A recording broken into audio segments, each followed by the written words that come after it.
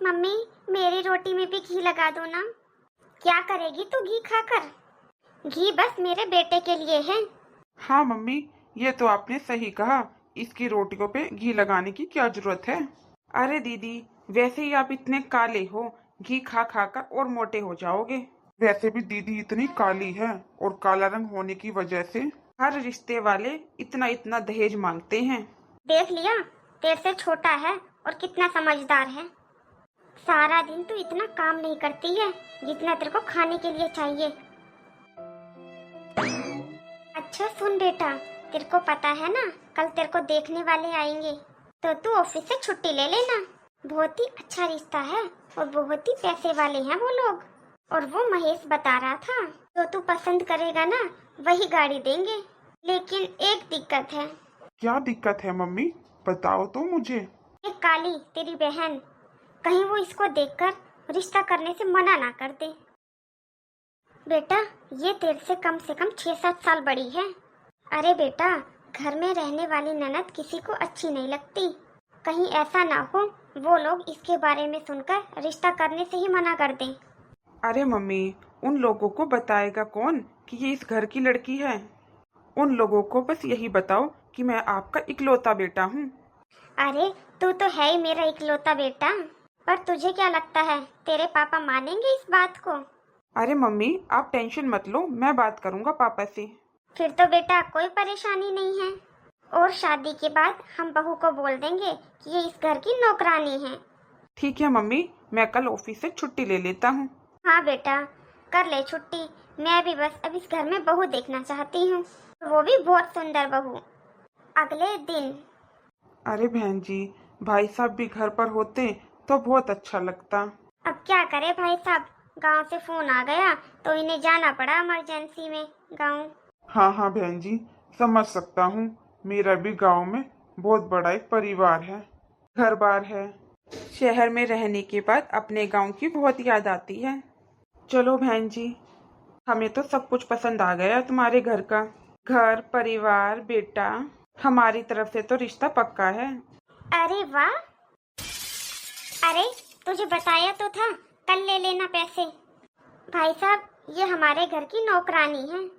आप चिंता मत करो भाई साहब, आपकी बेटी हमारे घर में रानी बनकर रहेगी। हमारे घर में नौकर चाकर काम करते हैं।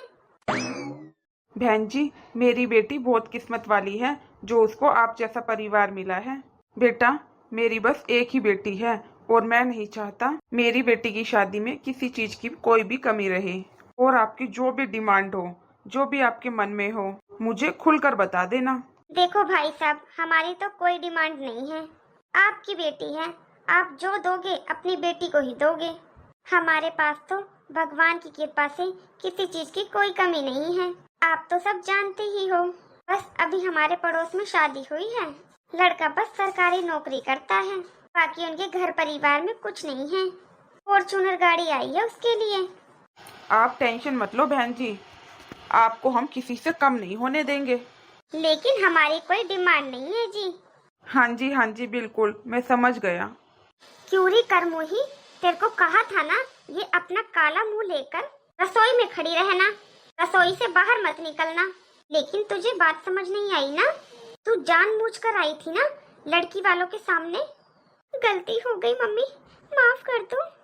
तू गलती से नहीं, जानबूझकर बाहर आई थी, क्योंकि तू चाहती ही नहीं है मेरे बेटे की शादी हो। तू तो 30 साल की हो गई, तेरे को तो कोई पसंद करता है नहीं, तेरी शादी तो हो नहीं रही, इसलिए तू चाहती है कि मेरा बेटा भी कुंवारा रहे।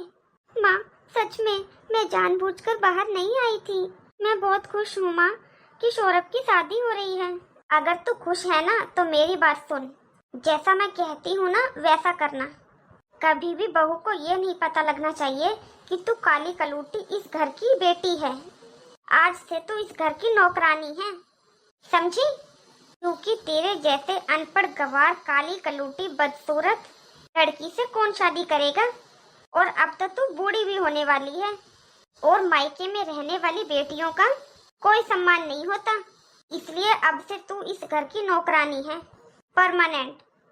घर का काम कर और रोटी खा।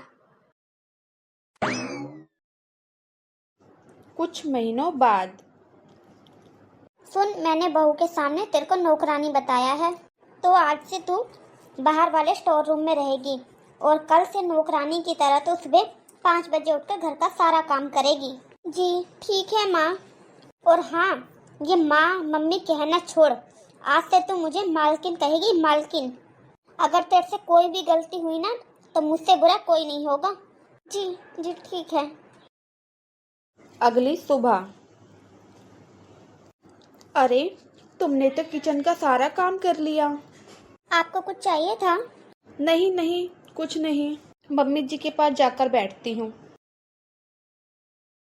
ये लो रोशनी, पहले ये कपड़े धो दो। आप ये कपड़े रख दो थोड़ी देर, पहले मैं सफाई कर देती हूँ, फिर मैं धो दूंगी। देखो, जो काम पहले जरूरी है वो काम किया करो। इनको शाम को ये कपड़े पहनने हैं। पहले तुम ये सफाई का काम छोड़ो और ये कपड़े धो दो। लाओ। अरे रोशनी, ये क्या तरीका है तेरी भाभी का तुझसे बात करने का? और ये क्या, तेरी भाभी आने के बाद भी तू घर में नौकरों की तरह काम कर रही है? क्या कहा?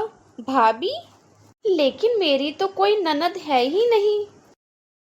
देखिए, मुझे भी नहीं पता यहाँ पर क्या चल रहा है और ये सब क्या है, लेकिन जो सच है मैंने तो वही कहा। वो आपकी ननद है, इस घर की बेटी है। लेकिन सुनिए, क्या रोशनी ननद है मेरी, इस घर की बेटी है? फिर माँ जी ने उन्हें इस घर की नौकरानी क्यों बताया? क्यों दीदी, क्यों? आखिरकार मुझे किसी ने क्यों नहीं बताया कि आप मेरी ननद हो, इस घर की इकलौती बेटी हो? और दीदी, आप यहाँ स्टोर रूम में क्यों? आखिर मुझे बताओ, क्या बात है? मुझे पता है दीदी, आप मुझसे नाराज हो, क्योंकि इतने दिनों से मैंने आपको इस घर की नौकरानी समझ रखा था। पता नहीं आपसे क्या क्या काम करवाया है। भाभी प्लीज ऐसा मत बोलो, ऐसा कुछ नहीं है। मुझे किसी की बात का कोई बुरा नहीं लगता। आपके आने से पहले भी तो मैं घर का सारा काम करती थी। दीदी बस बहुत हो गया, आप मुझे सब बात सच सच बताइए। आखिर ऐसी क्या बात है जो मुझे किसी ने भी आपका इंट्रोडक्शन नहीं करवाया, किसी ने नहीं बताया कि आप इस घर की बेटी हैं? और दीदी, मेरी समझ में ये नहीं आ रहा कि आप यहाँ स्टोर रूम में क्यों रहते हो? दीदी प्लीज मुझे बताओ ना। भाभी, मेरी माँ बचपन में ही खत्म हो गई थी। भाभी, मैं इनकी बेटी नहीं हूँ और मेरा भगवान जानता है, मैंने इनको हमेशा अपनी माँ बाप माना है। भाभी, मेरी माँ तो मुझे जन्म देते ही मर गई थी। मुझे तो ये भी नहीं पता था कि ये मेरी सगी माँ नहीं है। सगा सौतेला क्या होता है ये तो मुझे कभी पता ही नहीं था। भाभी, पहले मुझे ये लगता था मैं सुंदर नहीं हूँ, काली हूँ, इसलिए माँ मुझे पसंद नहीं करती। भाभी, आखिर माँ भी क्या करे। मैं सौरभ से पूरे 6 साल बड़ी हूँ और आज तक मेरी शादी नहीं हुई। जब भी मेरे लिए कोई रिश्ता आता था, कोई ना कोई कमी निकाल कर सब मना ही कर देते थे। कोई कहता था मैं काली हूँ, कोई कहता था मैं अनपढ़ हूँ, कोई कहता है मैं आज के जमाने की नहीं लगती, मैं मॉडर्न नहीं हूँ, और अब तो सब कहते हैं कि मैं बूढ़ी हो गई हूँ। माँ मुझसे कहती है कि तुझसे अब कोई शादी नहीं करेगा, मैं पूरी जिंदगी यहीं बैठी रहूंगी। इसलिए माँ ने आप लोगों को नहीं बताया, बस इसलिए मैंने भी आपको कुछ नहीं बताया।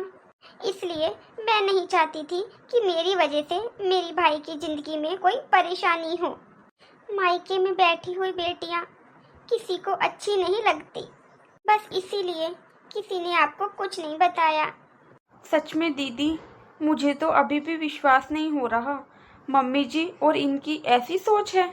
और दीदी, आपने ये कैसे मान लिया कि आपके अंदर कोई गुण नहीं है? दीदी, जिन लड़कों ने आपको पसंद नहीं किया ना, उनकी किस्मत खराब थी, वो लोग आपके लायक थे ही नहीं। और क्या कहा दीदी आपने, आप इनसे पूरे 6 साल बड़ी हो? इसका मतलब 30 साल के हो आप।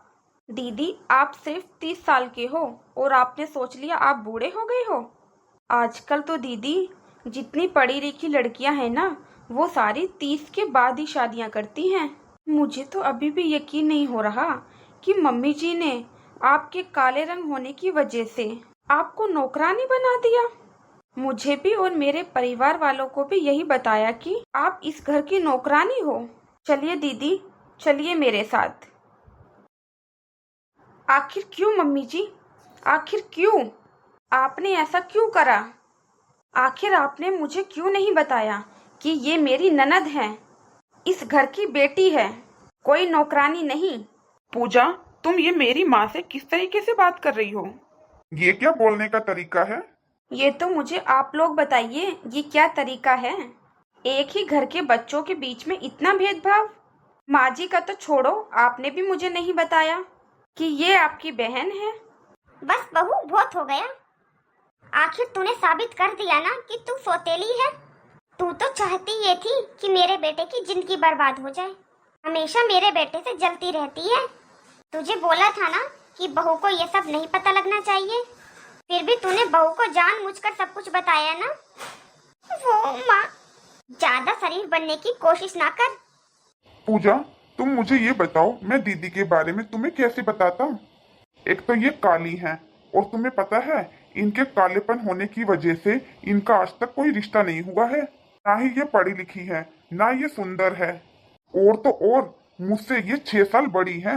अरे ये बूढ़ी हो चुकी है, 30 साल की है ये। अब कौन इससे शादी करेगा? चुप करिए आप,